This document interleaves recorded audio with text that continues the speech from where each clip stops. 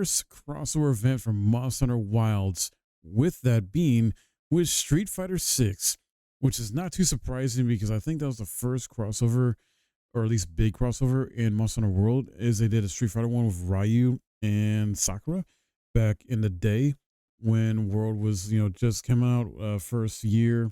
So I was like, what, 2018? Yeah. So this makes a lot of sense that they're going back to Street Fighter, but this time with Street Fighter 6, whereas the last time was like Street Fighter 5 or 4 or something like that. And Capcom's connecting to the latest releases with Akuma themed skins and more special content. Mind you, Monster Hunter Wilds has been steadily introducing new content since launch. We just not too long ago had the latest event with Arch Tempered Ray Dow. By the way, got the armor set. It's freaking amazing. As well as the Blossom Festival event we had too. It offered another armor set you could get and some other goodies. And to many, with Akuma being announced, this is another highly anticipated addition for fans that's coming very soon. The game was missing its first crossover with another Capcom title, something quite common in the series' history, so players were eager to find out which game would be featured.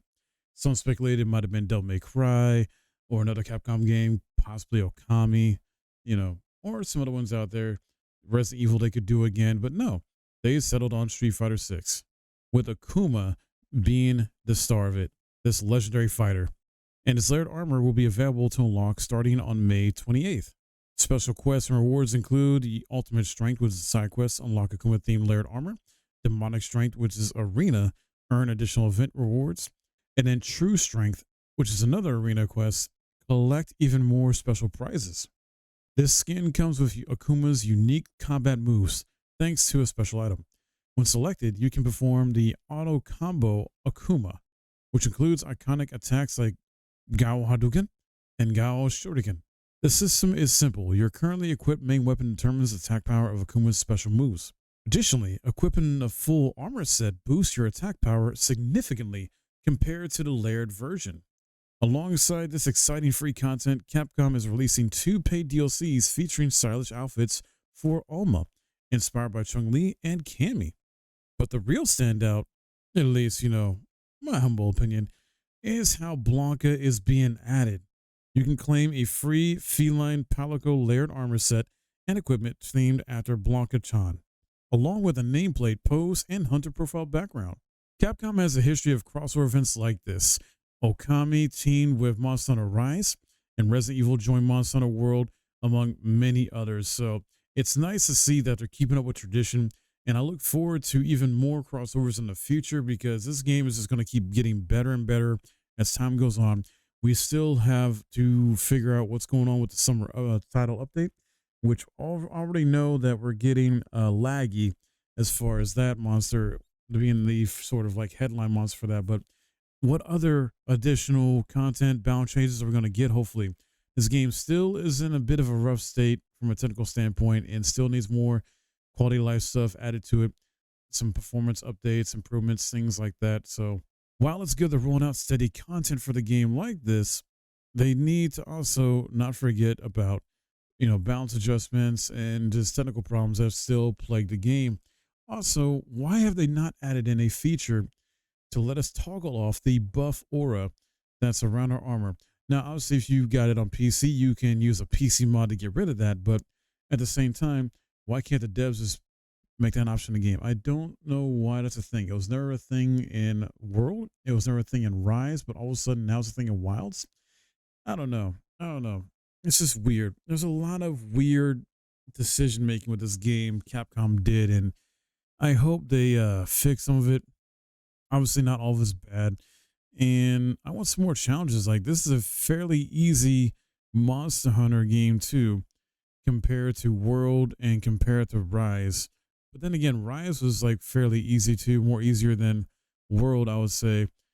I don't know, maybe it's because World was just my first Monster Hunter game. It just seemed really challenging at first to me. But then, no, it definitely got challenging later on because they had some really cool monsters, a lot of content that made World even better, more fun, challenging monsters, especially the Iceborne expansion. So, well, I don't know, and Arch Ray Dow was definitely a lot of fun, definitely the hardest monster at the time when he was in there, and I soloed that freaking thing. such a great time. Felt so good to solo that monster, and I just had fun farming him with randoms as well too, kicking his butt. So I hope they keep adding more arch tempered monsters like that in the future, or just not just have them be events, but also actually have permanent challenging monsters that are on a similar level like that, because the tempered monsters are not all that challenging. So who knows what might happen? I'm wondering what the next arch tempered monster could be, especially for around the summer free title update, which should be hitting us soon. We'll probably find out more at Summer Games Fest, I imagine, which is just around the corner, honestly, within a couple of weeks. And that's going to be great. A lot of game news coming out from there and different outlets. So, yeah, Capcom is definitely going to be there. They're usually always there at Summer Games Fest. It's going to be more than just Monster Hunter Wilds. They'll have updates on other games like Street Fighter 6, and there are other projects going on. Hopefully, more on Namusha, Way of the Sword details as well, and some other cool news. So, we'll just have to wait and see. But are you guys excited about this? Are you going to be getting this Akuma skin and playing as Akuma in Monster Hunter Wilds?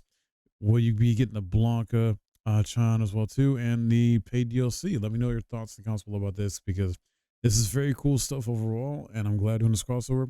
I hope they do more crossovers. They sure will. I'm not sure what our Capcom titles they will do crossovers with, but what are you guys hoping for? Are you hoping for maybe another Devil May Cry crossover, or something else in their library you're maybe hoping they do in the future?